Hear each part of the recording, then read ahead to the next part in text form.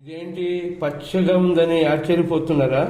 మన సబ్స్క్రైబర్ ఒకరు పప్పు మునక్కాయ ఎలా చేస్తారో కాస్త చేసి చూపించండి అన్నారు. వారి కోసం చేస్తున్నాను. ఇందులో పప్పు శుభ్రంగా కడుక్కొని, తర్వాత ఒక టమోటా, పచ్చిమిర్చి వాళ్ళ కారం తగ్గట్టు వేసుకోవచ్చు. తర్వాత ఒక ఉల్లిపాయ ఆపుగా కట్ చేసి వేసుకోవాలి, లేకపోతే చిన్నదైతే ఒకటి వేసేసుకోవచ్చు.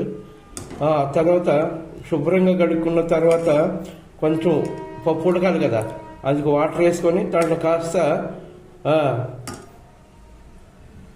మళ్ళీ నీళ్ళు పోసుకొని కాస్త పసుపు పొడి వేసుకొని స్టవ్ మీద పెట్టి పప్పు ఉడికి అంతసేపుకి మూత పెట్టేయాలి. రండి ఇప్పుడు మూత చూద్దాం పప్పు ఎంతవరకు ఉడికిందో. అబ్బా, ఉడికింది కదా. ఇప్పుడు చూడండి, పప్పు హాఫ్ బాయిల్ అయింది. ఇప్పుడు ఏం చేస్తామంటే, మునక్కాళ్ళు ఉన్నాయి కదా, ముందుగానే కట్ చేసి పెట్టుకున్నాను. ఇంకో ముఖ్యమైన విషయం ఏంటంటే, దీనికి నేను పీస్ తీయలేదు, పీస్ తీయకూడదు కూడా. దాంట్లో ఉన్న ముఖ్యమైన విటమిన్స్ పాడైపోతాయి. అందుకని ఇప్పుడు ఈ మునక్కాయలు ఆ బాయిల్ అయిన సగం ఉడికిన పప్పులో వేసుకుంటున్నాం. చూసారా, పప్పు సగం ఉడికింది, ఇందులో మునక్కాయలు వేసుకుంటున్నాం. ఓకే, మునక్కాయలు వేసుకున్నాం కదా, కాస్త కలబెట్టి మళ్ళీ ఒక 10 నిమిషాలు మూత పెట్టేసుకుందాం. రండి ఇప్పుడు మళ్ళీ మూత తీసి చూద్దాం. అబ్బా, పప్పు ఉడికింది, మునక్కాడలు కూడా ఉడికినాయి. చూసారా, ఇలా ఉడకాలి. ఇప్పుడు ఏం చేయాలంటే, ఈ ఉడికిన మునక్కాయలన్నీ పక్కకు ఒక బౌల్లో తీసుకోవాలి. ఇవన్నీ ఇలా తీసేసుకోవాలి, ఇలా తీసి పక్కన వేసుకోవాలి. ఇదిగో చూడండి, ఇలా పక్కకి వేసుకున్నాము. ఇంకా ఈ పప్పులో వాటర్ కూడా కొంచెం వంపేసుకుందాం. చూసారా, ఇంత వాటర్ వంపేసుకున్న తర్వాత ఇందులో కాస్త ఉప్పు వేసుకుందాం.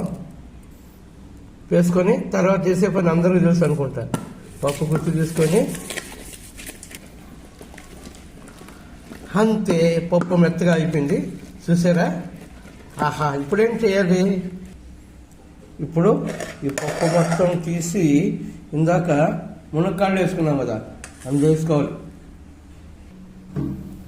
ఇప్పుడు మళ్ళీ స్టవ్ మీద బాండాలు పెట్టుకొని కాస్త ఆయిల్ వేసుకుంటున్నాం.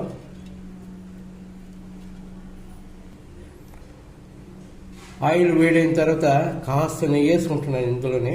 మీరు నెయ్యి వేసుకుంటే వేసుకోవచ్చు, లేకపోతే ఆయిల్ కూడా వేసుకోవచ్చు. ఆయిల్ నెయ్యి బాగా వేడైంది. ఇప్పుడు ఆవాలు వేసుకుంటున్నాను. ఆవాలు చిట్టుపట్లాడేటప్పుడు కాస్త జీలకర్ర కూడా వేసుకుంటున్నాను. ఆ రెండు బాగా వేగిన తర్వాత కరివేపాకు వేసుకుంటున్నాను. ఇప్పుడు కాస్త చిటికెడు ఇంగు వేసుకుంటున్నాను.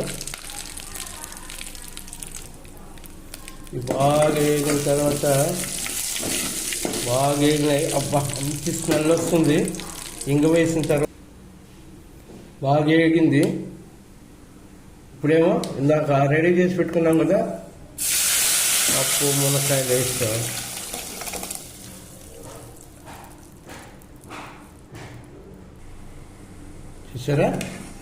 చూసారా, పప్పు మునక్కాయ పప్పు అనుకోవచ్చు, మునక్కాయ పప్పు చారు అనుకోవచ్చు, మీ ఇష్టం. దీనికి ఇది ఏ పేరు పెడతారో పెట్టండి.